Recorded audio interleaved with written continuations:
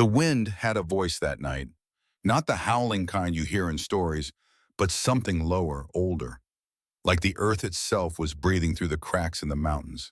It came from the north carrying snow that fell sideways, hard and dry, the kind that doesn't melt when it hits your skin, but stings like ground glass. Gideon Hale sat in a single chair by the stove, his hands working without thought. The coyote pelt stretched between his knees, the skinning knife moving in practiced strokes, separating hide from muscle with the kind of precision that comes from doing something 10,000 times. The blade was old, the handle worn smooth from years of use, and when he wiped it clean on his trouser leg, the steel caught the firelight like a slash of orange lightning. On the table beside him, the Winchester 1873 lay within arm's reach. Always within reach, loaded, safety off. He never thought about it anymore, the way his eyes tracked to that rifle every few minutes, the way his right hand knew exactly how many inches separated his fingers from the stock. Some habits you don't break. Some habits keep you alive. The cabin was small, one room, walls made from pine logs chinked with mud and moss, a single window facing east toward the valley, a cot in the corner that he hadn't bothered to make in 3 days. The stove stood in the center like an iron heart, its belly glowing red, radiating heat that barely reached the walls. Outside, the temperature had dropped below zero. Inside, it was maybe 50 degrees if you stood close to the fire. Gideon had stopped noticing cold a long time ago. He was 38 years old, though his face carried 45. His beard grew thick and unkempt, more gray than brown now, reaching halfway down his chest. His hair hung past his shoulders, tied back with a strip of leather when he worked, loose when he slept. He looked like what he was, a man who had walked away from civilization and found that the absence of other people suited him just fine. The wind shifted, the cabin creaked. Gideon's hand stopped moving. It wasn't the creak that made him pause. The cabin creaked all the time, settling into the frozen ground, complaining against the weight of snow on the roof. This was something else, a rhythm that didn't belong. Not wind, not branches scraping the outer wall. Footsteps. Gideon set the pelt aside slowly. His right hand moved to the rifle, fingers wrapping around the barrel, lifting it with the kind of casual readiness that speaks to training older than memory. He didn't stand yet, just sat there listening, rifle across his lap, eyes fixed on the door. The footsteps stopped. Then came the knock. Not a strong knock, not the pounding of someone demanding entry. This was weak, tentative, the sound of knuckles barely able to make contact with wood. 3 taps, uneven, and then silence. Gideon stood. The chair scraped against the floor. He moved to the door, each step deliberate, the rifle now held low at his side. His free hand went to the bolt, thick iron that he'd forged himself 5 winters ago. He didn't open it. Not yet. He waited. Another sound, not knocking this time, scratching, like fingers dragging across the wood, weak and desperate. Then a soft thump, as if something heavy had collapsed against the door from the outside.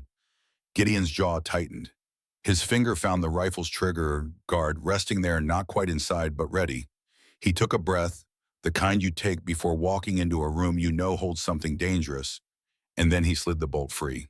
The door swung inward. What he saw froze him in place. A woman, kneeling, no, not kneeling, collapsed. Her body pitched forward, barely upright, hands splayed against the step like she'd been trying to crawl the last few inches. Her feet were bare, completely bare. The skin mottled purple and red, patches of white where frostbite had already claimed the flesh. Her toes didn't move. She wore a dress made from deerskin, beaded along the shoulders and hem, but torn now, the leather soaked through from melted snow and frozen again into stiff folds. The beadwork was Apache. He knew that pattern.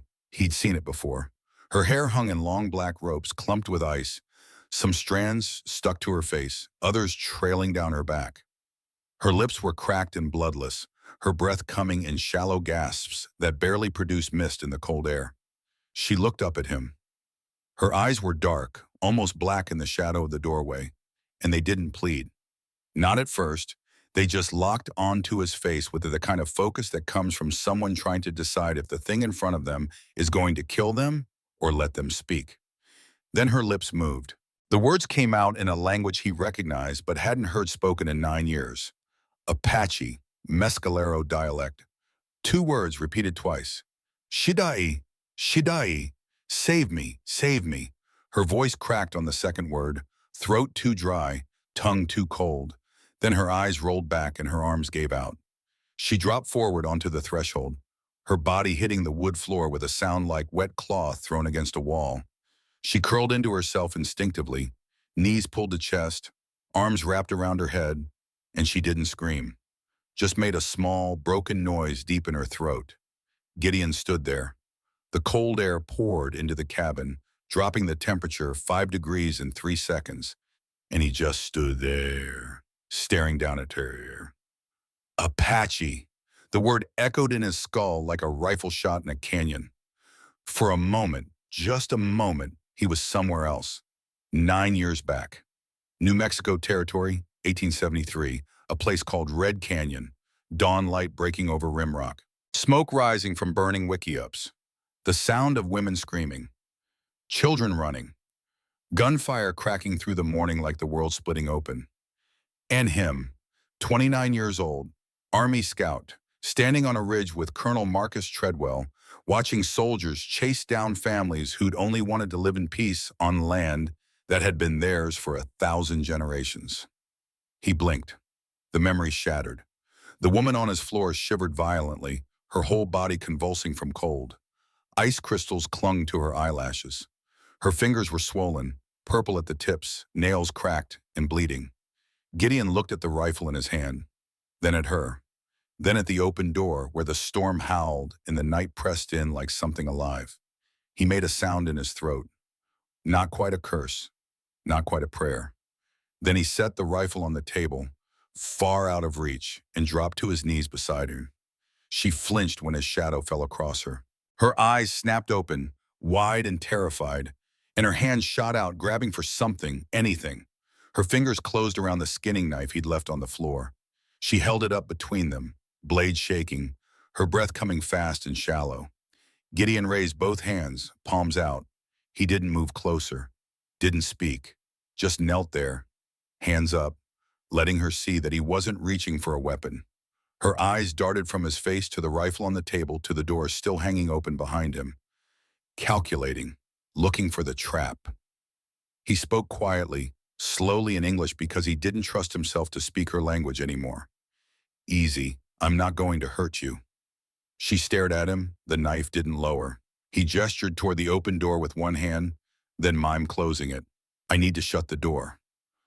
You're letting the cold in. She didn't respond, didn't move. Gideon stood slowly, hands still raised, and walked backward to the door. He pushed it closed with his boot, then slid the bolt home. The howling wind cut off, leaving only the crackle of the fire and the sound of her breathing. He turned back to her. She'd shifted position, pulling herself into a sitting position against the wall, knife still held out in front of her like a talisman. Gideon crossed to the stove, moving deliberately, showing her every action. He picked up a tin cup, filled it with water from the kettle, and set it on the floor between them. Then he stepped back. Water, drink it slow. She looked at the cup, looked at him. Her hand trembled so badly the knife nearly fell from her grip, but she didn't reach for the water. Gideon sighed. He moved to the cot in the corner, pulled his heavy wool coat from the bedpost, and brought it back. He set it on the floor next to the cup. You need to get warm. That dress is frozen. It's going to kill you. She understood English. He could see it in her eyes, but she didn't take the coat. Instead, she spoke, her voice raspy and broken. You kill me? The question hit him like a fist to the chest. No, her eyes narrowed. Suspicious. Why not? Your people kill mine. Gideon's throat tightened. He looked at her for a long moment, seeing not just the woman in front of him, but the ghost behind her. The village, the smoke, the children. I know. The 2 words hung in the air between them, heavy with everything he couldn't say. She lowered the knife slightly, not because she trusted him, because she was too weak to hold it up anymore. Her gaze drifted past him to the wall behind the stove. Gideon followed her eyes and felt his stomach drop. Hanging from a nail was his old scout badge, the brass dull with age, next to a knife with a distinctive curved blade. A scalp knife. He hadn't used it in years, hadn't even looked at it, but it was there, a relic from a life he'd tried to bury in this mountain. She looked back at him, and now there was something else in her eyes. Not just fear, recognition. You were soldier. It wasn't a question. Gideon didn't answer, didn't need to. She tried to stand, pushing herself up against the wall, but her legs wouldn't hold her. She slid back down, the knife clattering from her hand, and for the first time, a sound of frustration escaped her lips. Not a cry, just anger at her own body's betrayal. Gideon moved then, fast but not threatening. He scooped her up under the arms, ignoring her weak attempt to push him away, and half carried, half dragged her to the space in front of the stove. He grabbed the coat and wrapped it around her shoulders, then stepped back quickly, giving her space. She pulled the coat tight around herself with shaking hands. Her teeth chattered so hard he could hear them clicking together. He went to the shelf above the basin, pulled down a tin of hardtack biscuits, and brought two back. He set them on the floor in front of her, then retreated to the far side of the room. Eat. You need food. She stared at the biscuits like they might be poisoned. But hunger won. She snatched one up and bit into it, her jaw working mechanically, chewing without tasting. Then the second. She ate like an animal, fast and focused, looking up between bites to make sure he wasn't moving closer. When the biscuits were gone, she finally reached for the water. She drank half the cup in 3 long swallows, then stopped, panting. Gideon sat down in his chair, deliberately turning slightly away from her, giving her the illusion of privacy. He picked up the coyote pelt again, not to work on it, just to have something to do with his hands. Minutes passed. The fire crackled. Outside, the wind howled. Finally, she spoke again. Who chased me? Gideon glanced at her. She was watching him now, eyes clearer, more focused. The warmth and food were bringing her back. I don't know. Who's after you? Blue coats, soldiers. Why? They say I kill white man. Gideon's hands stilled on the pelt. Did you? Her eyes flashed, anger cutting through the exhaustion. I not kill, but they not care. Gideon believed her, not because she seemed honest. He'd met plenty of good liars, but because he knew how it worked. Apache woman accused by a white man? The truth didn't matter. The law would hang her first and ask questions never. How many soldiers? Maybe 10, maybe more. With duxes. Dogs. That changed things. Us could track through snow, through darkness, through anything. Gideon stood and walked to the window. He wiped the frost from the glass with his palm and looked out into the night. At first, he saw nothing, just white on black, snow swirling in the wind. Then far to the east, maybe 3 miles out, he saw it. A cluster of orange lights. Torches, moving slowly but steadily toward the ridge. He turned back to her. They're coming. They'll be here in a few hours. Maybe less. Her face didn't change. She'd expected this. She just nodded once, a small, resigned movement. Then I go, not bring trouble to you. She tried to stand again. This time she made it to her feet, swaying, one hand braced against the wall. Her legs shook like newborn foal legs, barely supporting her weight. Gideon crossed the room in 3 strides and caught her elbow as she started to collapse. You go out there, you're dead in an hour, maybe less. She pulled her arm free, stumbling back. Better than bring soldiers here. Better than you die for me. I'm not going to die. She looked at him with something like pity. You help Apache woman. They kill you too. Gideon held her gaze. He thought about the rifle on the table, the knife on the wall, the badge he should have thrown away years ago. He thought about Red Canyon and the screaming and the way children's bodies look when they've been shot in the back while running. He thought about the bracelet. His eyes went to the small cloth bag that had fallen from her dress when she collapsed. It lay near the door, half open. Something glinted inside. Beadwork, blue and white. The pattern was unmistakable. Without speaking, he walked over and picked up the bag. She tensed, watching him. He reached inside and pulled out a small bracelet, delicate, made for a child's wrist. The beads were arranged in a traditional mescalero pattern, flowers and stars. He held it up. Where did you get this? Her face crumbled. For the first time, the mask cracked. Pain flooded her features, raw and unguarded. My daughter. She wear it. 3 winters old. Gideon's hand closed around the bracelet. His fingers were shaking now. Where is she? The woman's voice dropped to a whisper. Dead. Soldiers kill her. 1873. Red Canyon. The room tilted. Gideon's vision blurred at the edges. He looked down at the bracelet in his hand, and suddenly he was back there again. 9 years dissolved like smoke. Red Canyon. Dawn. The attack was supposed to be a raid on a hostile camp. That's what Treadwell said. Hostile warriors, but when they came over the ridge, it was families. Women preparing morning fires, children playing near the creek, a handful of old men. Maybe 3 warriors who grabbed whatever weapons they had and tried to form a line between the soldiers and their families. It hadn't mattered. The soldiers had orders: clear the camp, leave no one who could come back for revenge. Gideon had been a scout. His job was done. He'd led them to the location. He wasn't supposed to fight, but he'd been there. He'd watched. And when it was over, when the gunfire stopped and the screaming faded to sobbing, he'd walked through the wreckage. And there by the creek, half hidden under a sage bush, he'd found a child. A little girl. 3, maybe 4 years old. She'd been shot in the back. She wore a dress with beaded flowers on the hem, and on her wrist a bracelet. Blue and white beads, flowers and stars. He'd knelt there for a long time, staring at that tiny body, at the bracelet catching the morning sun, and something inside him had broken.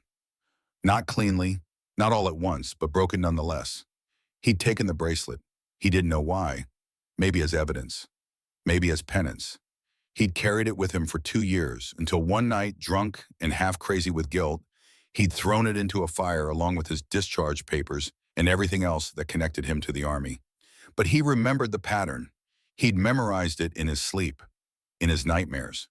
And here it was again, in his hand, in his cabin, worn by a woman who'd survived the same slaughter. He looked up at her. She was watching him with eyes that had seen too much. You were there, she said softly. Not a question. Gideon's throat closed. He couldn't speak, could only nod. She stepped closer. Not threatening, just tired. You kill them? My husband? My daughter? No. His voice came out hoarse. I was the scout.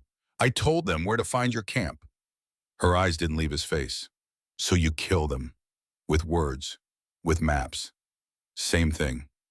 Gideon couldn't argue. She was right. A long silence stretched between them. Outside, the wind howled. The torches in the distance grew brighter. Closer. Finally, she spoke again. What's your name? Gideon. Gideon Hale. She nodded once. I am T. Toninili. Water that flows through stone. She looked down at the bracelet in his hand, then back at his face. You carry guilt. I see it. You live here alone, far from people, because you cannot face them, cannot face yourself. Gideon said nothing. There was nothing to say. T straightened her shoulders, wincing from the pain in her frostbitten feet. I could kill you now. Should kill you. You help kill my family, my people. She glanced at the knife on the floor, the one she dropped. Gideon didn't move, didn't reach for it, just stood there, the bracelet still in his hand. But, T continued, if I kill you, soldiers still come, still catch me, still hang me. Your death give me nothing. Not bring back daughter, not bring back husband. She took a shallow breath. So I make trade. You help me live, help me escape. Then we equal, then debt paid. Gideon looked at her. This woman who'd lost everything, who'd been hunted and starved and frozen, who had every right to hate him, and she was offering him something he'd never thought possible. A way to balance the scales. Not forgiveness, that was too much to ask, but maybe, just maybe, a way to do something right. He set the bracelet carefully on the table. All right. T's eyes widened slightly, like she hadn't expected him to agree. You help me? Even though soldiers come for you too? Gideon walked to the shelf and pulled down his pack. He started loading it with supplies. Jerky, ammunition, a canteen, a spare blanket. They'll be here by dawn, maybe sooner. We need to move now, but why? Why you help? Gideon stopped packing. He looked at her straight. Because I can't undo what I did. but maybe I can do this. T studied him for a long moment. Then slowly she nodded. She limped to the table and picked up the bracelet. She held it for a moment, running her thumb over the beads, then tucked it back into the cloth bag and tied it to her belt. Gideon handed her a pair of thick wool socks and his spare boots. They were too big, but better than nothing. Put these on. We have maybe 2 hours before they reach the cabin. As T sat and began pulling on the socks, Gideon moved to the window again. The torches were closer now. He could make out individual lights. 10, maybe 12. And between them the dark shapes of dogs, moving low to the ground. He was about to turn away when something else caught his eye. A single figure separate from the main group, moving faster. Not on horseback, on foot. And the gait was familiar. Gideon's stomach dropped. He knew that walk. He'd seen it 1,000 times. In camps, on trails. Standing beside him in a dozen different skirmishes. Buck Sorensen, his old friend. The one man who could track anything across any terrain. The best hunter in the territory. And he was coming here. Gideon closed his eyes and let out a long breath. This just got a lot harder. Behind him, T finished tying the boots. She stood, testing her weight. The boots were clumsy, but they'd keep her feet from freezing. I ready? Gideon turned to face her. There's something you should know. The man tracking you, I know him. T's expression didn't change. He good tracker? The best, then we already dead. Maybe, maybe not. Gideon grabbed his rifle from the table and slung his pack over his shoulder. But we're not going to make it easy for them. He moved to the back wall of the cabin, to a spot where the logs didn't quite meet flush. He pressed against one and it swung inward, revealing a narrow gap. A hidden exit he'd built 5 years ago, back when he was still paranoid about being found. This way. It opens onto the north slope. The snow will cover our tracks for a while. T moved to the opening, then paused. She looked back at the cabin. At the fire still burning in the stove. At the bracelet on the table. Gideon picked up the bracelet and held it out to her. You forgot this. T looked at it, then shook her head. Leave it. Let them find it. Let them know I was here. Let them know someone helped me. Why? Because I want them to remember. Apache woman, not just victim. Apache woman can fight, can survive. She met his eyes, and maybe if they find bracelet, they wonder. They think. Maybe question why soldiers hunt women so hard. Maybe plant seed of doubt. Gideon looked at the small, beaded circle in his hand. Then he set it back on the table, in the center where it would be the first thing they saw when they came through the door. Let's go. They slipped through the hidden exit into the storm. The wind hit them like a physical force, snow driving into their faces. Gideon pulled the panel closed behind them, and within seconds, the wind had already begun to fill the gap with fresh snow. They moved downslope, away from the torches, away from the cabin. T stumbled twice in the oversized boots, and each time Gideon caught her elbow, steadying her without a word. Behind them, back at the cabin, the torches drew closer. The dog barked, excited, smelling something on the wind. And in the lead, moving with the confidence of a man who'd never lost a trail in his life, Buck Sorensen approached the door. Inside, the fire still burned. The coyote pelt lay stretched on the floor. The rifle was gone. And on the table, catching the firelight like a tiny star, a child's bracelet waited to be found. The night swallowed them whole. They moved through darkness so complete that Gideon could barely see his own hands when he held them up in front of his face. The storm had intensified, the wind driving snow horizontally across the slope, and every step was a gamble. One wrong placement, and they'd tumble down the mountain, breaking bones or worse on rocks hidden beneath the white. T moved like a shadow behind him, silent despite the pain he knew she must be feeling. Her feet were still half frozen, the boots too large and clumsy, but she didn't complain, didn't ask to rest, just kept moving, one foot in front of the other, breath coming hard and fast in the thin mountain air. Gideon led them north, away from the cabin, away from the obvious trails. He knew this mountain the way some men know their own faces. Every ridge, every hollow, every place where the rocks created natural shelter from the wind. He'd spent 5 winters learning these slopes, mapping them in his mind during long days of hunting and longer nights of insomnia. After an hour, they reached a narrow ravine cut into the mountainside by centuries of spring runoff. Gideon stopped and held up one hand. T halted behind him, pressing close to hear his words over the wind. We wait here, catch our breath. She nodded, too cold to speak. They wedged themselves into a space between two boulders where the wind couldn't quite reach. Gideon pulled out his canteen and took a small sip, then passed it to T. She drank carefully, rationing the water like someone who had known thirst. How long? She asked, her voice rough from the cold. Till dawn, then we move again. They find us? Gideon looked back the way they'd come. The storm had covered their tracks completely. No footprints, no broken branches, nothing to follow. But Buck Sorensen wasn't an ordinary tracker. He could read the land the way priests read scripture. He'd find them eventually. Maybe. If we're unlucky. T pulled the coat tighter around herself. In the faint light of reflected snow, Gideon could see her face properly for the first time. High cheekbones, a strong jaw, eyes that held steady even when her body was failing. She was younger than he'd first thought. Mid-20s maybe. Old enough to have lived through the wars. Young enough that she should have had decades ahead of her.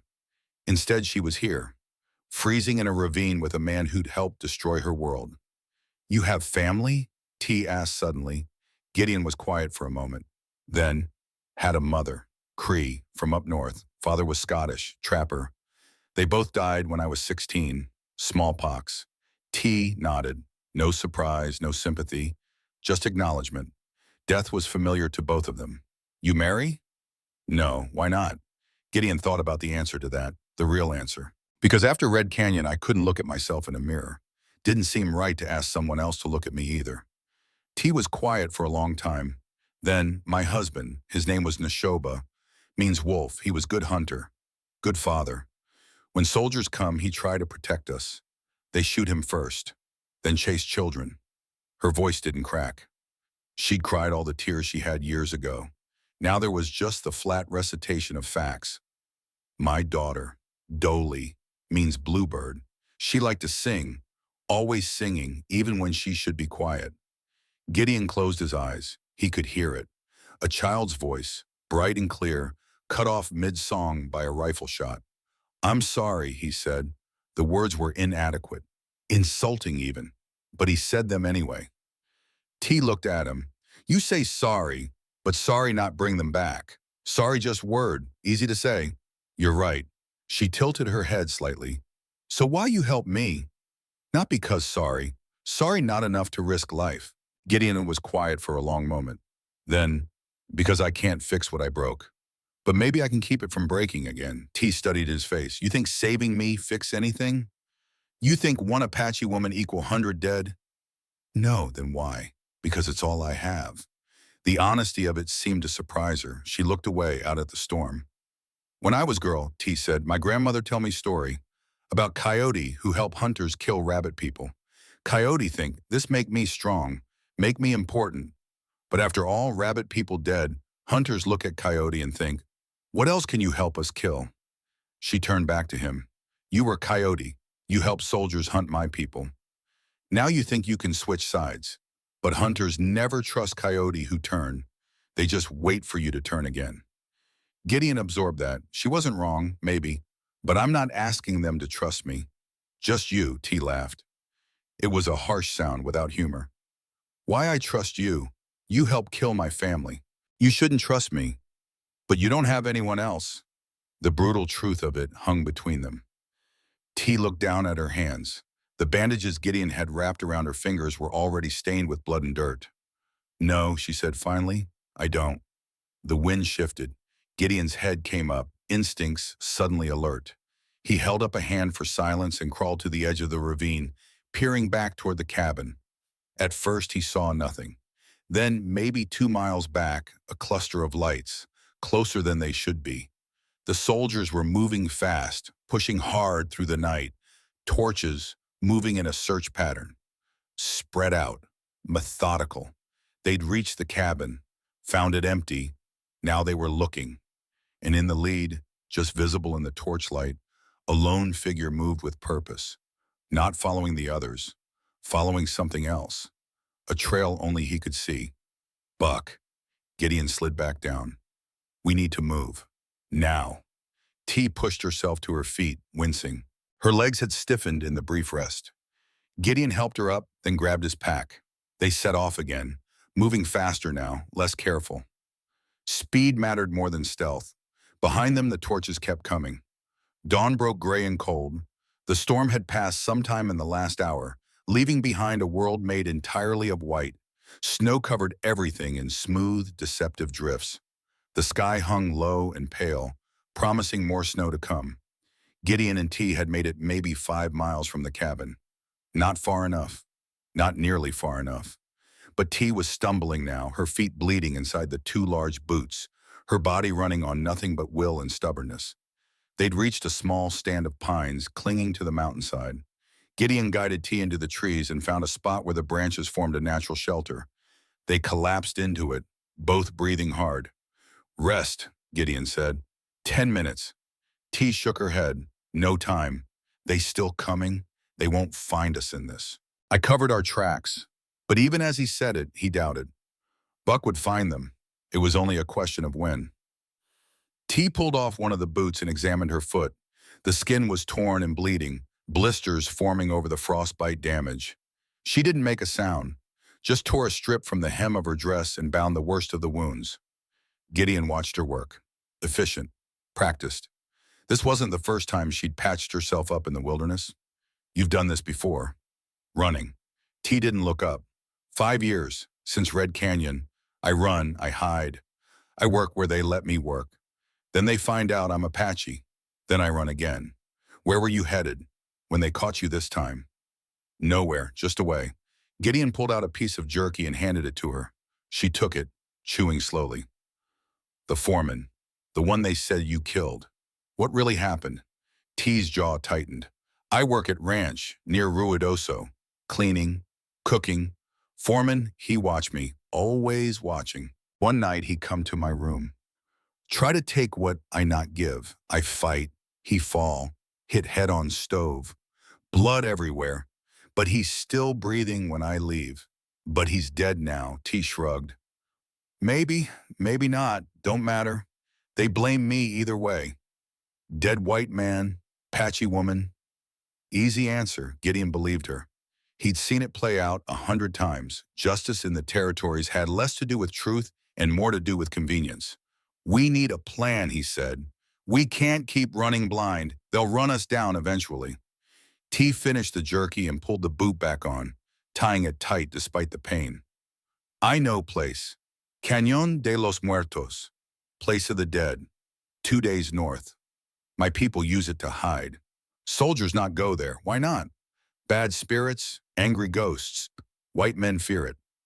Gideon had heard of Cañón de los Muertos. It was old Apache territory, a labyrinth of narrow passages and hidden caves. The army avoided it, not because of ghosts, but because it was a death trap. One rifle in the right position could hold off a company. "That's where we go then." T looked at him. "You know, when we get there, you're not welcome. It Apache place. They see you, they might kill you." "I'll take my chances." Why you risk so much?" Gideon met her eyes. "Because I owe you, I owe all of you, and I'll never be able to pay it back. But I can do this." T held his gaze for a length of moment. Then she nodded once. "Okay, we go north. But first I need water, and you need rest. You not sleep since I come." "I'm fine." "You not fine, I see it. Your hands shake. Your eyes, they not focus good. You fall, I can't carry you." She was right. Gideon hadn't slept in over 30 hours. The adrenaline was wearing off, leaving exhaustion in its wake. 1 hour, he agreed. Then we move. They settled into the shelter. T took first watch, sitting with her back against a tree trunk, Gideon's rifle across her lap. Gideon stretched out on the pine needles, his pack under his head, and closed his eyes. He didn't expect to sleep. But exhaustion pulled him under like a riptide. When he woke, the sun was higher. Maybe 2 hours had passed. He jerked upright, reaching for the rifle that wasn't there. T was gone. Panic flared in his chest. He grabbed his pack and stood, scanning the trees. Had she left him? Decided he wasn't worth the risk? Or worse, had someone taken her while he slept? Then he heard it. A low conversation, just beyond the tree line. Gideon moved quietly toward the voices. He reached the edge of the pines and looked out. T stood in a small clearing, rifle lowered, talking to someone. A man, tall, broad-shouldered, wearing a heavy fur coat and a wide-brimmed hat crusted with snow. Buck Sorensen. Gideon's hand went to his knife. He started to move forward, but something stopped him. T wasn't fighting, wasn't trying to run. She was just standing there talking. And Buck wasn't pointing a gun at her. Gideon crouched low and crept closer, staying in the tree line until he could hear their words. Buck's voice, calm and measured. I've been tracking you since yesterday. You're good, better than most, but you can't hide from me. Nobody can. Then why you not take me? Why you talk? Buck shifted his weight. Even from here, Gideon could see the conflict in his posture. Because I got questions, like why a woman your size, half frozen and starving, would run straight into a blizzard instead of surrendering to a warm jail cell. T, you know why? They not put me in jail, they hang me. Buck nodded slowly. Yeah, probably. But that's not the only reason you ran. You could have surrendered to the soldiers, taken your chances with a trial. Instead, you ran to the one man in the territory who'd understand what it means to live with blood on your hands. He knows, T said quietly, about Red Canyon. Buck's jaw tightened. Yeah, I figured. When I found that bracelet in his cabin, I knew. Gideon never let that kind of thing go. He carries his ghosts close. You know him long time? 5 years. Served together in the Army. I was a scout, too. We tracked hostile parties across half of New Mexico. He was the best. Could read terrain like it was written in English. Buck paused. Then Red Canyon happened. Something in him broke that day. He walked away, and I didn't see him again until now. Why you tell me this? Buck looked at her. Because I need to know if he's in his right mind. If I'm tracking a man who's helping you because it's the right thing to do, or if I'm tracking a man who's lost his grip on reality and is going to get you both killed. T considered this? Then, he not crazy. He just tired of being monster. He tried to be something else. Buck absorbed that. Then, you know there's a bounty on you? $150. That's 6 months of work for me. I got a daughter back in Tucson. She's going to school. Costs money. Then take me. Collect your money. Buck was quiet for a long moment. I can't. Why not? Because my daughter, she's about your age. And if some white man had tried to force himself on her, and she'd fought back, and they wanted to hang her for it, I'd burn the whole goddamn territory down before I'd let them take her. He met T's eyes. I got no proof you're telling the truth about what happened at that ranch. But I don't got proof you're lying either. And the way those soldiers are hunting you, it tells me this is about more than a dead foreman. What you mean? Buck pulled something from his coat, a folded piece of paper. He handed it to T. She unfolded it carefully. Even from his hiding spot, Gideon could see what it was. A wanted poster, but not for T, for him.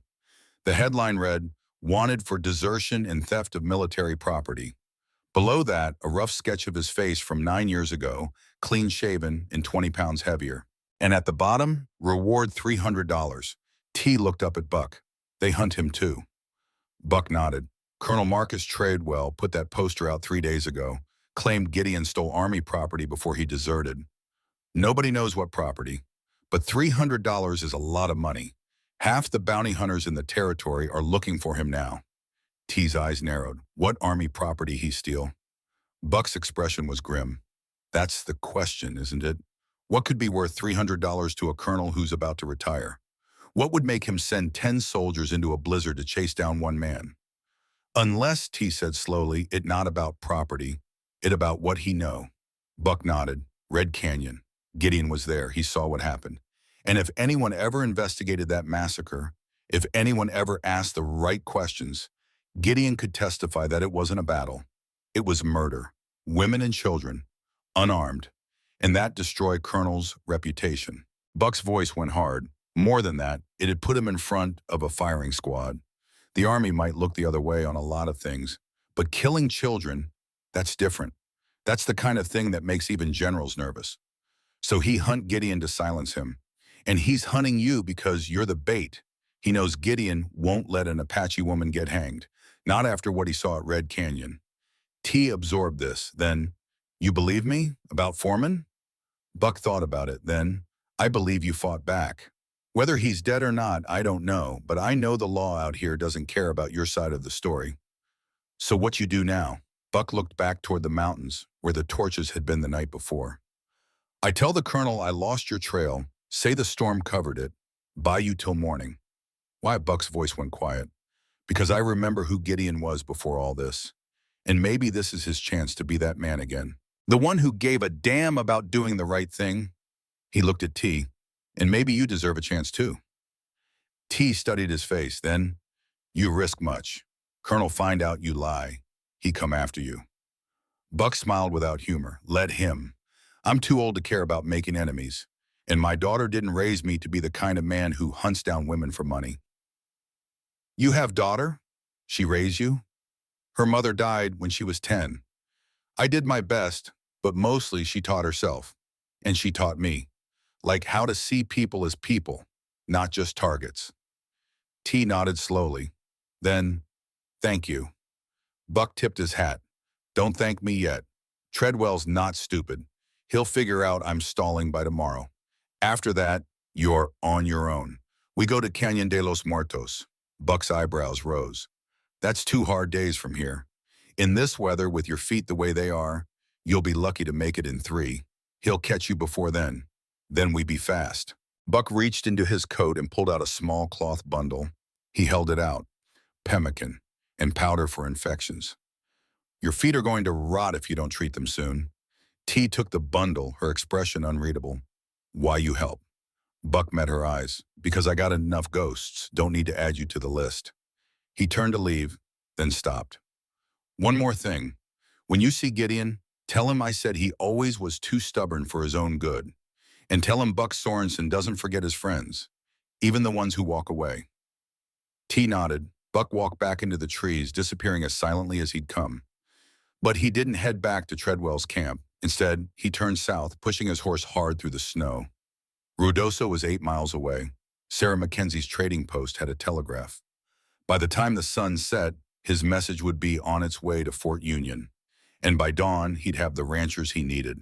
T stood there for a moment, holding the bundle, staring after him. Then she turned and walked directly toward where Gideon was hiding. You can come out now. Gideon stood slowly, stepping out of the tree line. He held up his hands. How'd you know? T almost smiled. Because you breathe loud. And because Buck, he look at trees when he talk. He know you there. Gideon felt a mix of relief and embarrassment. He walked over to her. You should have woken me. You need sleep. And I need talk to him alone. Did you trust him? He handed him the wanted poster. He tell truth. About you. About Colonel. About everything. Gideon unfolded the poster and stared at his own face. $300. Desertion and theft. He knows, Gideon said quietly. Treadwell knows I saw what happened at Red Canyon. And he knows if anyone ever investigates, I'm the witness that destroys him. T nodded. So he killed 2 spirits with 1 stone. Get rid of you. Get rid of me. Make it look like you die helping murderer escape. Gideon folded the poster and put it in his pocket. We need to move faster. Buck bought us time, but not much. T opened the cloth bundle Buck had given her. Inside was pemmican, wound powder, and something else. A small leather pouch. She opened it and poured the contents into her palm. Bullets. For Winchester. She looked at Gideon. He give you way to fight. Gideon took the bullets and loaded them into his rifle. He was always good at that. Knowing what people needed. T rewrapped the bundle and tied it to her belt. Then she pulled off her boots and began applying the powder to her wounded feet. Gideon turned away, giving her privacy, and scanned the landscape. The sun was past its peak now, maybe 2 in the afternoon. They'd lost time, but they'd also gained information. When T finished, she stood and tested her weight. The powder had helped. Her face showed less pain. Ready? T nodded. We go north, fast as we can. They set off again, moving with renewed urgency. Behind them, somewhere in the mountains, Colonel Treadwell was regrouping his men, realizing Buck had bought the fugitives time, getting angrier by the hour. And ahead of them, 2 days distant, lay Canyon de los Muertos, a place of ghosts and legends, a place where, if they were very lucky, they might find sanctuary, Or where, if they were unlucky, they'd find only another kind of death. As they walked, T spoke without looking at him. Your friend, Buck. He good man. Yeah, he is. You have good friend, you lucky man. Gideon thought about that, about Buck letting them go, about the risk he was taking. Yeah, I guess I am. They fell into silence after that, focusing on the trek. The snow was deep and the going was hard, but they made progress. By nightfall, they'd covered another 6 miles. They made camp in a shallow cave, just big enough for both of them to lie down. Gideon built a small fire, carefully positioned so the smoke would dissipate before it cleared the cave mouth. T sat close to the flames, holding her hands out, absorbing the warmth. Her face was drawn with exhaustion, but her eyes were still alert. Tomorrow we cover more ground, she said. Maybe 12 miles if we push. That'll put us close to the canyon by nightfall. T nodded, then, Gideon, yeah? What happened at Red Canyon? You remember all of it? Gideon was quiet for a long time, then, yeah. All of it. Tell me. Why? You carry alone. Maybe you speak. It feel less heavy. Gideon stared into the fire. He'd never told anyone, not Buck, not the army chaplain who'd tried to counsel him afterward, not even himself in the dark hours when the memories came creeping back. But maybe she was right. Maybe speaking it would help. Or maybe it would just make it real again. We came in at dawn, he began, his voice flat and distant. Treadwell said it was a hostile camp, warriors who'd been raiding supply lines. But when we got there, it was families. Women making breakfast, children playing by the creek, old men sitting in the sun. He paused. There were 3 warriors, young men. They grabbed whatever weapons they had, tried to form a line. They knew what was coming. They fought hard, killed 2 soldiers, wounded 3 more, but they were outnumbered 10-1. What happened after warriors die? Gideon's hands clenched. Treadwell ordered the camp cleared. Said we couldn't leave anyone who might seek revenge later. The soldiers, they hesitated at first. You could see it in their faces. They knew this was wrong. But Treadwell drew his pistol and shot an old woman who was trying to help a wounded warrior. After that, the others followed orders. T's voice was barely a whisper. And you? I didn't shoot. I stood there, watching. I told myself I was just a scout. This wasn't my job. But that's a lie. I could have stopped it. Could have stood between them and the families. Could have done something.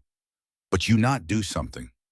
No, I just stood there, and when it was over, when the gunfire stopped, I walked through the camp, counting bodies, marking them for burial detail. And that's when I found her. Your daughter. T's voice cracked on the word. I don't know. Maybe. There were 3 little girls, all about the same age, all wearing dresses with beadwork. I found one by the creek. She'd been shot in the back, running away. She had a bracelet on her wrist, blue and white beads. T reached down and pulled out her bracelet, the one from her daughter. Like this, like that. They sat in silence. The fire crackled. Outside, the wind picked up again, promising more snow. Finally, T spoke. You ask why I not kill you. When I have chance, this why because you already dead inside. You kill yourself more than I ever could. You live in cage made of guilt. Every day, every night. You never escape. Gideon nodded slowly. She was right. But now, T continued, you try to do different thing. Try to help instead of hurt. Try to build instead of destroy. This not erase what you do. Nothing erase that. But maybe it make cage little bit bigger. Give you space to breathe. Can you forgive me? T looked at him, her eyes reflecting the firelight. No, I never forgive. What you do, what soldiers do, that not something to forgive. That's something to remember, to carry, to make sure it never happen again. She paused. But I can walk beside you, can see you try to be better, can respect that you not run from what you do. That worth something. Gideon felt something loosen in his chest. Not relief, not redemption, just a small measure of acknowledgement. She saw him, the worst of him, and she was still here. Thank you. T shook her head.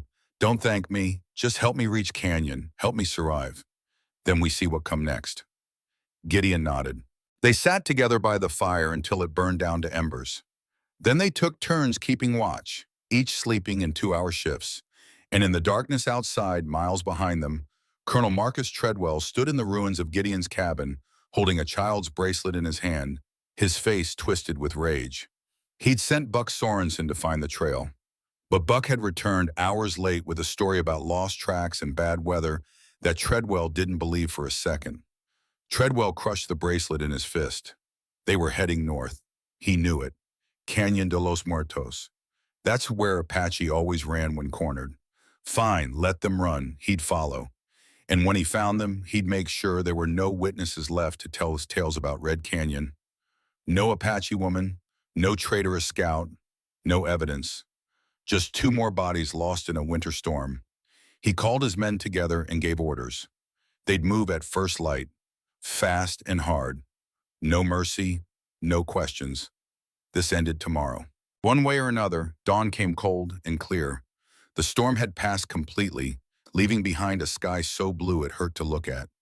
The sun rose over the eastern peaks, turning the snow-covered landscape into a field of diamonds. Beautiful, deadly. Every footprint would show for miles. Every movement would cast a shadow visible from the ridgeline. Gideon and T broke camp before the sun cleared the horizon. They'd slept poorly, both waking at every sound, every shift of wind. The fire had died hours ago, leaving only a black circle in the snow that Gideon carefully covered before they left. T's feet were worse. The powder had helped with infection, but the blisters had opened during yesterday's march, and now every step left small spots of blood in the snow. She didn't complain, just wrapped them tighter and kept moving. They traveled in silence, following a game trail that wound through stands of pine and juniper. The air was thin and sharp, each breath burning in their lungs. They were gaining elevation, climbing toward the high passes that would eventually lead down into Canyon de los Muertos. Around mid-morning, they stopped to rest in a narrow defile between two rock faces. Gideon climbed to the top of one and scanned their back trail with the practiced eye of a man who'd spent years watching for pursuit.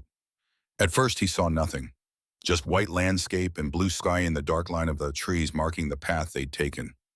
Then he saw the smoke, thin, gray, rising from a spot maybe 8 miles back. A campfire, and not a small one. This was a fire built by men who didn't care about being seen. Men who knew their quarry was ahead and had nowhere to hide. Gideon slid back down to where T waited. "They're coming, maybe 8 miles back. Moving fast." T looked up at the sun, gauging the time. "We have maybe 6 hours before they catch us, maybe less. Can you walk faster?" T tested her weight on her damaged feet, then nodded. "I can run if need. Let's hope it doesn't come to that." They pushed on, moving as fast as T's feet would allow. The trail grew steeper, the air thinner. Gideon's chest burned with the effort, and he could hear T's breathing growing labored behind him. But they made progress. By noon, they'd covered another 4 miles. The entrance to Canyon de los Muertos was maybe 8 miles ahead. They might make it by nightfall if they kept this pace, if. They stopped briefly at a frozen stream. Gideon broke through the ice and filled their canteens while T ate the last of the pemmican Buck had given them. They didn't talk, just rested, conserved energy, prepared for the final push. That's when they heard the sound. A single gunshot, sharp and clear in the cold air, coming from behind them. Not close, maybe 3 miles, but definitely behind them. T's head snapped up, eyes wide. Signal shot. "They find our trail." Gideon's jaw tightened. 3 mile. At the pace Treadwell's men could move, that meant maybe 2 hours before they were in rifle range. "We need to move." Now, they abandoned the stream and broke into a ground-eating trot. T ran despite the pain, despite the blood seeping through her boots. Gideon matched her pace, rifle in hand, eyes constantly scanning ahead for obstacles, for shelter, for anything they could use. An hour passed, then another. The canyon entrance was close now, maybe 3 miles. They could see it, a dark slash in the mountainside where the rock face split and fell away into shadow. But behind them, the pursuers were gaining. Gideon could hear them now, dogs barking, men shouting to each other, the jingle of tack and the crunch of boots in snow. They weren't going to make it. Gideon grabbed T's arm and pulled her off the trail into a thick stand of pine trees growing along a steep slope. They scrambled up, using exposed roots and rocks for handholds, until they reached a small outcropping with good sight lines back the way they'd come. Here, we make our stand. T looked at him. We can't fight them all. We don't have to. We just have to slow them down, make them cautious, buy ourselves time to reach the canyon. T pulled out the pistol Gideon had given her 2 nights ago. She checked the cylinder, spinning it with practiced ease. How many bullets you have? Gideon counted. 15 rounds for the Winchester, 6 for his revolver. 21. T had 6 in her pistol, 27 total, against 10 soldiers. Gideon positioned himself behind a fallen log, rifle resting on the wood. T crouched beside him, pistol ready. We wait until they're close, make every shot count. Aim for the horses if you can. A man without a horse moves slower. T nodded. They waited. 5 minutes passed, then 10. The sounds of pursuit grew louder, closer. Then the first soldier appeared on the trail below. Young, maybe 20, riding a bay mare. He was scanning the ground, following tracks. Behind him came 3 more riders, then another 5 on foot, leading the dogs. And at the rear, mounted on a big gray gelding, Colonel Marcus Treadwell. Gideon's finger found the trigger. He sighted down the barrel, aiming not at the men but at the lead horse. His father had taught him to shoot when he was 8 years old. He'd been a good teacher. Gideon hadn't missed a target in 30 years. The first shot cracked across the slope. The lead horse went down, front legs buckling, throwing its rider clear. The young soldier hit the ground hard, rolling, coming up with the rifle. Chaos erupted. The other riders wheeled their horses, looking for the source of the gunfire. The men on foot dove for cover. The dogs went wild, barking and lunging at their handlers. One dog broke free, running toward Gideon and T's position. Gideon fired once. The animal yelped and fell. The handlers struggled to control the others. In the chaos, 2 more dogs escaped their leashes, running confused through the snow. Gideon worked the lever action, ejecting the spent shell, chambering another round. He fired again. Another horse screamed and fell. T's pistol barked twice. One of the soldiers on foot clutched his leg and went down. Return fire came fast and furious. Bullets slammed into the log Gideon was hiding behind, kicking up splinters. One round hit so close to his head, he felt the wind of its passing. He fired 3 more times in quick succession. 1 miss, 2 hits. One soldier dropped his rifle, clutching his shoulder. Another's hat flew off. T was firing methodically, aiming for legs and arms, trying to wound rather than kill. Smart. Wounded men slowed down the whole group, but there were too many of them. Treadwell had dismounted and was organizing his men, using hand signals to direct them into flanking positions. Professional. Military. He wasn't going to let 2 people pin down his entire squad. Gideon saw the maneuver developing. 3 men moving left, 2 moving right. In another minute, they'd have T and him surrounded. Time to go. Fall back. They scrambled up the slope, abandoning their position. Bullets chased them, clipping branches, ricocheting off rocks. One round hit so close to T's feet that she stumbled, nearly falling. Gideon caught her arm and dragged her behind a boulder. They ran, sliding and stumbling through the snow until they broke out of the tree line and onto open ground. The canyon was close now, maybe a mile. They could see the entrance clearly, a dark vertical slash that looked like a wound in the mountain. But between them and safety was a long, exposed stretch of snow-covered slope.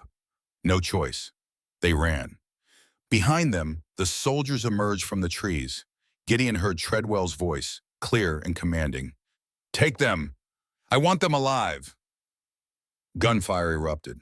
Bullets kicked up snow all around them.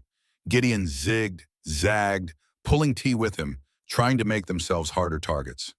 They were halfway across the slope when T's leg went out from under her.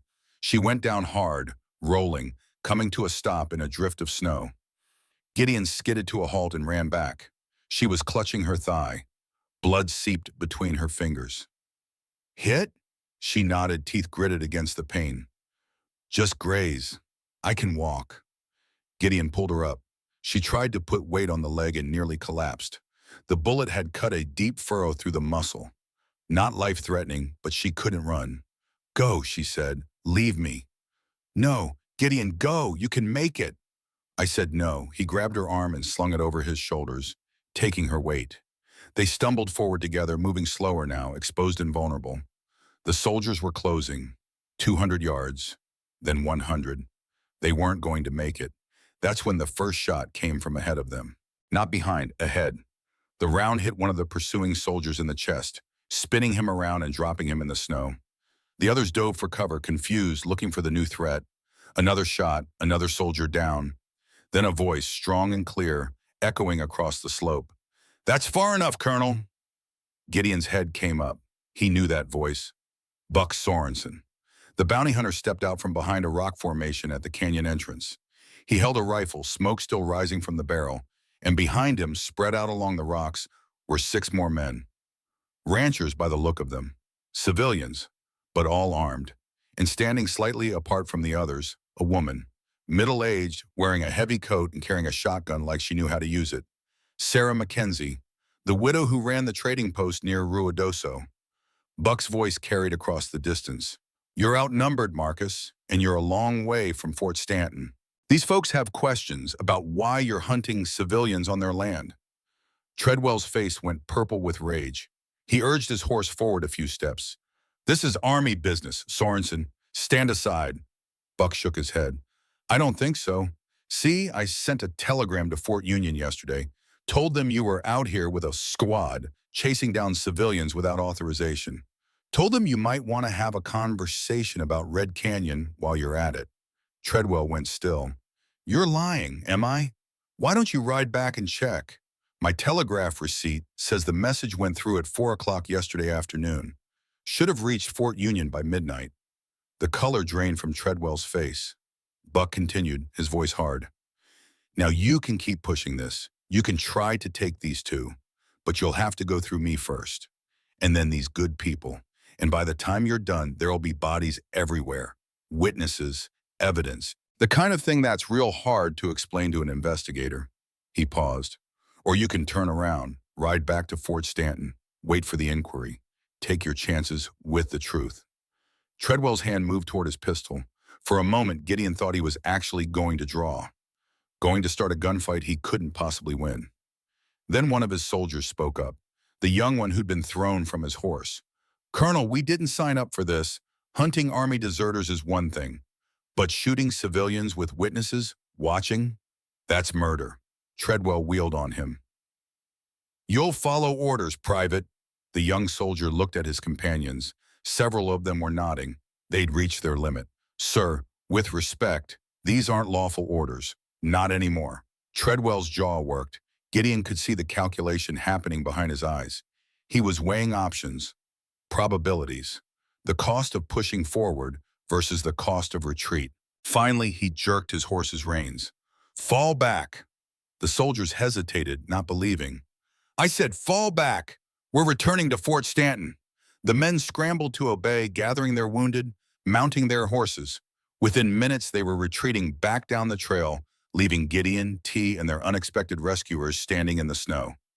Gideon watched them go until they disappeared into the trees. Then his legs gave out.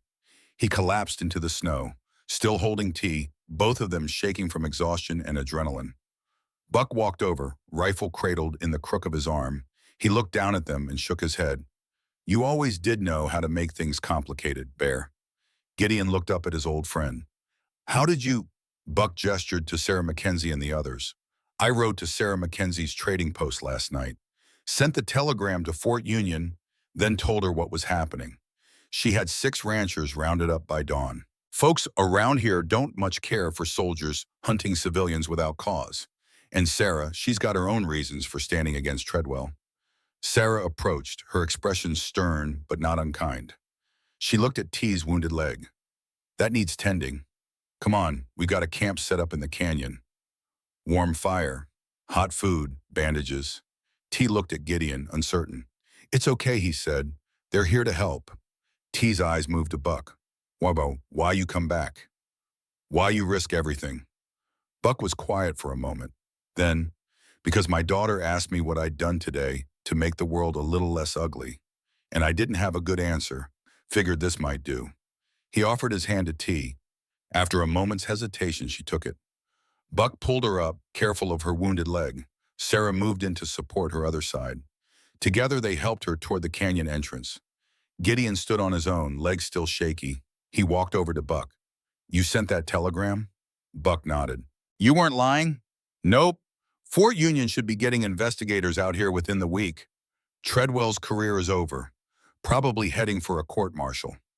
Gideon felt something he hadn't felt in years. Not quite hope, but maybe the shadow of it. "He'll come after you. After all of you." Buck shrugged. "Let him try. Man like that, he makes enemies everywhere he goes." Time somebody stood up to him. "What about the wanted poster?" "I'm still a deserter." Buck reached into his coat and pulled out a piece of paper. He handed it to Gideon. "Funny thing about paperwork, sometimes it gets lost, mixed up, filed wrong. I had a talk with the clerk at Fort Union. Turns out there's no record of you ever deserting. No record of any property being stolen. Just a filing error." Gideon stared at the paper. It was an official Army document, stamped and signed, stating that Scout Gideon Hale had been honorably discharged in 1874 following completion of his contracted service. "How did you—" Buck smiled. "I know people, and those people owe me favors. And sometimes, Bear, the system can be made to work right. Doesn't happen often. But when it does, it's worth celebrating." Gideon felt his throat tighten. He'd spent 9 years believing he could never go back, never clear his name, never be anything but a fugitive. "I don't know what to say." Buck clapped him on the shoulder. "Don't say anything. Just come get warm. You look like hell." They walked together toward the canyon entrance. The other ranchers had already disappeared inside, following Sarah and T. As they approached the dark opening in the rock face, Gideon paused. "Buck, why'd you really come back?" Buck was quiet for a long moment, staring at the canyon. "Because I remember Red Canyon, too. I wasn't there for the massacre, but I was there after. I helped bury the bodies." He turned to face Gideon. "I counted 73 dead. 52 were women and children. I've carried that number with me every day since. And I figured, maybe I couldn't save those people, but I could save these two. And maybe that counts for something." Gideon nodded slowly. "It counts for everything." They entered the canyon. The interior was warmer than expected, sheltered from the wind by high rock walls that curved inward like cupped hands. A fire burned in a small clearing, tended by one of the ranchers. Sarah had set up a makeshift medical station on a flat rock, and T was sitting there while Sarah cleaned and bandaged her leg wound. The other ranchers nodded to Gideon as he passed. No hostility, no judgment, just acknowledgement. They knew who he was, what he'd done, and they'd come anyway. Gideon sat down heavily by the fire. Someone handed him a tin cup of coffee. He wrapped his hands around it, absorbing the warmth, and for the first time in days, he allowed himself to relax slightly. Buck settled down beside him. "So, Canyon de los Muertos. This is where you were heading?" Gideon nodded. "There's someone here T knows, an elder. Hostine. She thinks he can help." Buck's eyebrows rose. "Old Hostine? The one who survived the long walk? You know him?" Buck smiled slightly. "Everyone knows about him. Legend says he walked from Fort Sumner back to Apache territory. 300 miles. At 70 years old, barefoot half the way." "Is it true?" Buck shrugged. "Don't know. But I've heard enough stories to believe it might be." Gideon sipped his coffee. It was strong and bitter, and the best thing he'd tasted in days. Sarah finished with T's leg and helped her over to the fire. T sat down gingerly, favoring her wounded side. Sarah handed her a cup of coffee, then returned to her medical supplies. T looked at Gideon across the flames. "We made it. Not yet, but close. Close enough." They sat in silence for a while, watching the fire. The ranchers talked quietly among themselves, keeping watch on the canyon entrance. Sarah prepared food, some kind of stew, that filled the camp with rich, savory smells. As darkness fell, one of the ranchers approached Buck. "No sign of pursuit. I think they really did turn back." Buck nodded. "Good. Keep watch anyway. Treadwell's not the type to give up easy." The rancher moved off. Buck turned to Gideon. "What's your plan now? You can't stay in these mountains forever." Gideon had been thinking about that. With the desertion charges cleared, he could theoretically return to civilization. But return to what? He had no home, no family, No trade beyond hunting and tracking? I don't know, haven't thought that far ahead. T spoke up quietly. Canyon de los Muertos. We stay there. Find Justine. He help us decide what to do next. Sarah brought over bowls of stew and handed them out. The food was simple but filling. Venison, potatoes, carrots. Gideon ate slowly, feeling strength return to his body. As they ate, Sarah sat down beside T. What happened at that ranch? The truth. T looked at her, surprised by the directness. Foreman, he tried to force himself on me. I fight back, he fall, hit his head. I run. You didn't kill him? Not on purpose. He alive when I leave. But maybe die later, I not know. Sarah nodded slowly. I believe you. And even if he did die, that's self-defense. You shouldn't hang for protecting yourself. Tell that to judge. Sarah's expression hardened. The law out here isn't perfect. Hell, half the time it's downright cruel. But it's getting better. Slowly. People are starting to ask questions, starting to demand real justice instead of convenient justice. She looked at T. You've got witnesses now, people who will testify that you were being hunted unfairly, that the army was involved in ways they shouldn't have been. That might not clear you completely, but it'll make it harder to railroad you.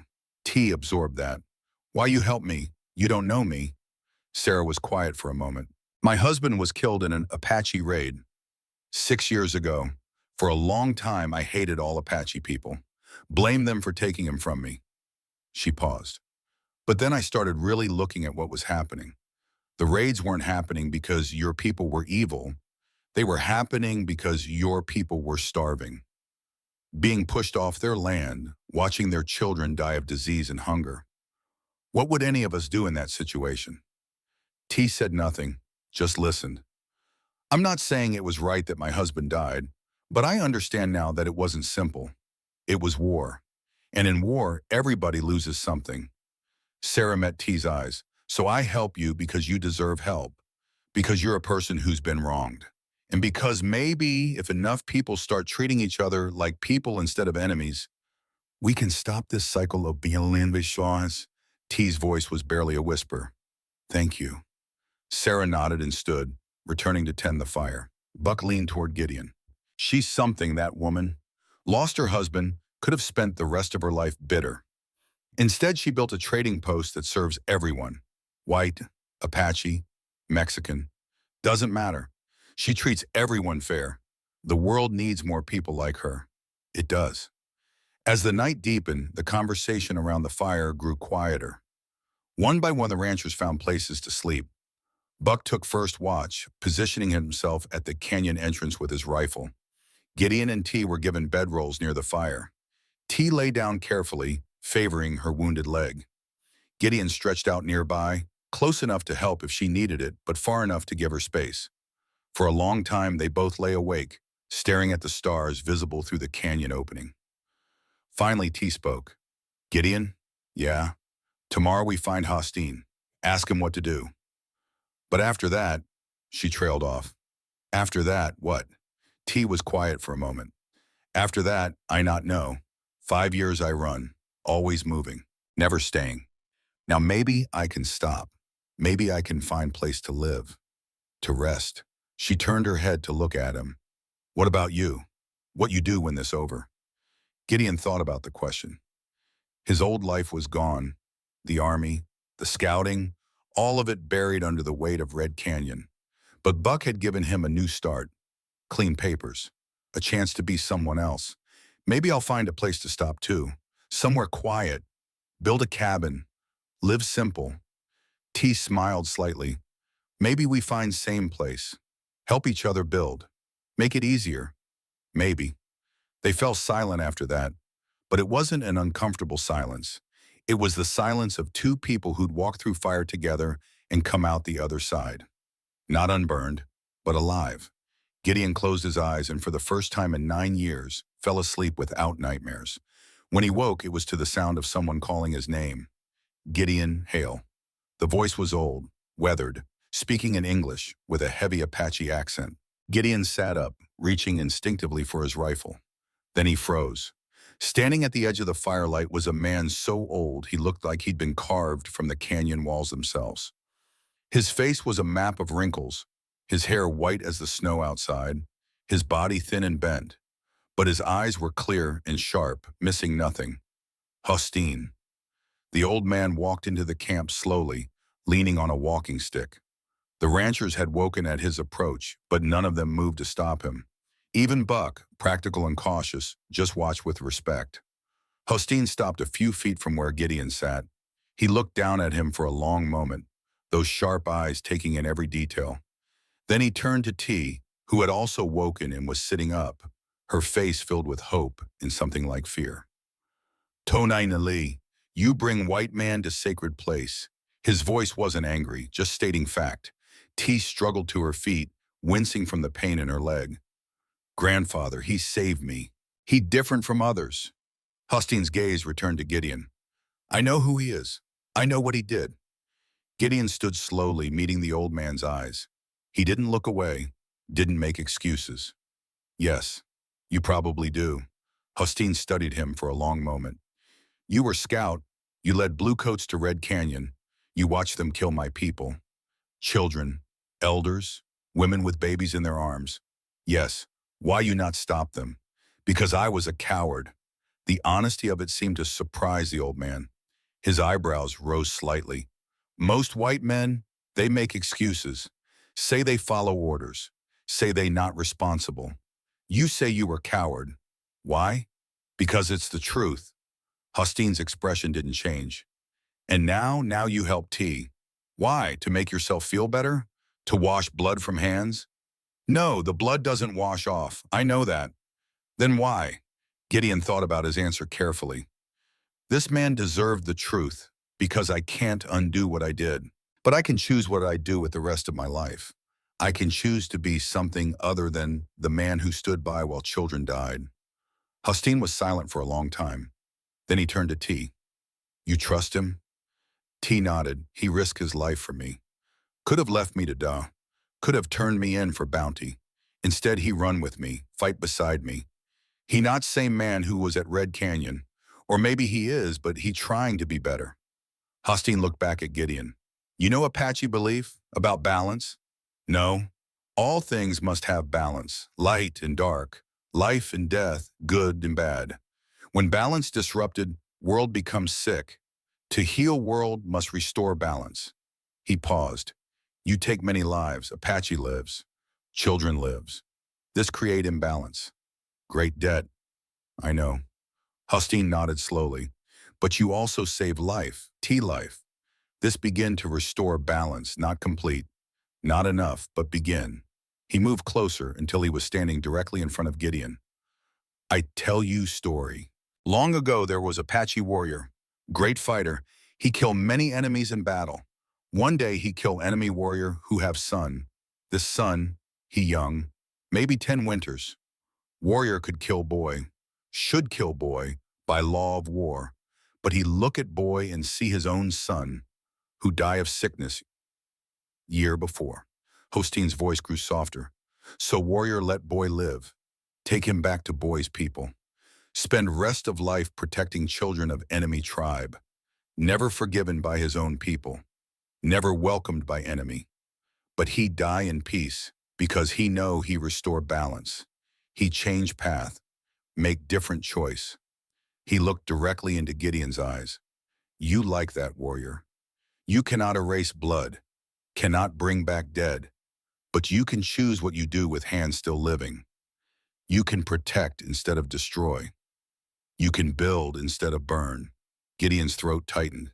Is that enough? Hosteen shook his head. No, never enough, but it's something, and something better than nothing. The old man turned to address the entire camp. T, stay here.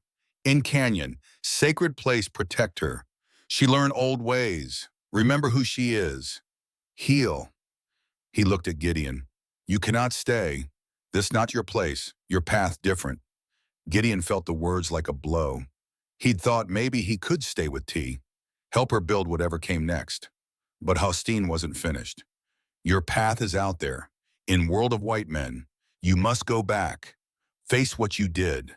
Speak truth about Red Canyon. Make sure others know. Make sure never happen again. This how you restore balance. Gideon absorbed that. Hostine was right. Hiding in the mountains didn't change anything. If he really wanted to make amends, he had to face the world. Tell the truth. Bear witness, even if it cost him everything. I understand. Hostine nodded. Then he reached into a pouch at his waist and pulled something out. A knife, not large, just a utility blade, worn smooth from years of use. He held it out to Gideon. Take this. Why? Because T trusts you with her life. I trust you with her death. Gideon stared at the knife, understanding slowly dawning. You mean if soldiers catch her, world is dangerous, even here, even with me to protect her. If day comes when you must choose between her suffering and her peace, you will know what to do. This is trust. This is how we know you changed. Gideon's hand trembled as he took the knife. I won't let it come to that. Hostine's expression was unreadable. You hope it not come to that. But world hard, things happen. Better to be prepared. Gideon tucked the knife into his belt. Hostine turned to T. Come, child, I show you where you stay, where you safe. T looked at Gideon. There was something in her eyes, not quite goodbye, but acknowledgement that their paths were diverging. Thank you, she said simply. Gideon nodded. He wanted to say more, wanted to tell her that she'd changed something in him. That walking with her these past days had cracked open something he'd thought was sealed forever. But the words wouldn't come. Instead, he said, be safe. You too. Hostine led T deeper into the canyon, disappearing into the shadows. Buck came over and stood beside Gideon, watching them go. Hell of a thing, Buck said quietly. Yeah. What will you do now? Gideon thought about Hostine's words, about bearing witness, about making sure the truth was told. I'm going to Fort Union, going to tell them everything about Red Canyon. Everything Treadwell did, everything I saw, that'll make you a lot of enemies, probably. Could get you killed. Maybe. Buck was quiet for a moment, then, want some company? Gideon looked at his old friend. You've done enough. Buck shrugged. Maybe, but I'm curious to see how this plays out. Besides, someone's got to make sure you don't get yourself shot before you can testify. Gideon felt gratitude well up in his chest. All right then, let's go make some enemies. They gathered their gear and prepared to leave. Sarah Mackenzie approached as they were packing. What about the girl? She'll be safe here. Hostine will protect her. Sarah nodded. Then, when you testify at Fort Union, tell them about what happened at the ranch too. Tell them she was defending herself. That might not clear her completely, but it'll help. I will. Sarah handed him a sealed envelope. This is a letter, my testimony about what I witnessed here, how Treadwell was pursuing civilians without proper authority, how he tried to prevent her from receiving medical aid. It's signed and dated. Give it to the investigators. Gideon took the letter carefully. Thank you. Sarah smiled slightly. We all have to do our part. This is mine. She turned and walked back to the other ranchers, who were preparing to return to their homes. Gideon and Buck left the canyon as the sun was breaking over the eastern peaks. Behind them in the shadows, T stood with Hostine, watching them go. Gideon looked back once. T raised her hand in a small wave. He returned it. Then they rounded a bend in the canyon wall, and she was gone. Buck and Gideon walked in silence for a long time. The snow crunched under their boots. The sky stretched white and blue overhead. Finally, Buck spoke. You think she'll be all right? Gideon thought about T's strength, her resilience, the way she'd survived 5 years of running. Yeah, she'll be all right. And you? Gideon touched the knife at his belt, then the papers Buck had given him, then thought about the testimony he was going to give. Ask me after Fort Union.